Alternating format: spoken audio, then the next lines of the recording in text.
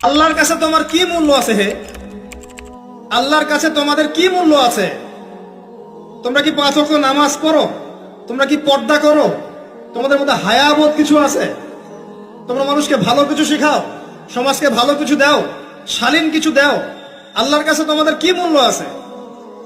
নবী সাল্লাল্লাহু আলাইহি ওয়াসাল্লাম তো জাহান্নাম দেখে সেই কথাটাই বলেছেন, আমি জাহান্নাম দেখে আসলাম, সেখানে বেশিরভাগ অধিবাসী হচ্ছে মেয়ে, নারী। কি কারণ? তারা এমন কাপড় চোপড় পরে বাইরে ঘুরতো, যেই কাপড় পরেও তারা নগ্ন থাকতো। আমি কি ব্যাখ্যা করতে হবে? আপনি দেখতে পারেন না? এবং তারা স্বামীর সাথে কুফরি করত।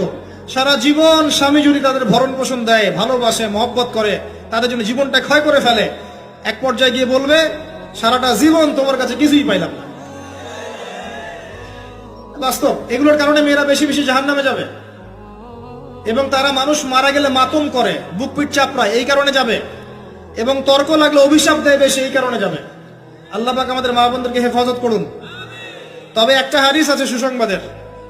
নবী সাল্লাল্লাহু আলাইহি ওয়াসাল্লাম বলেছেন, একজন নারী যদি 4টা কাজ করতে পারেন, জান্নাতের যে কোনো দরজা দিয়ে ইচ্ছা প্রবেশ করতে পারবেন।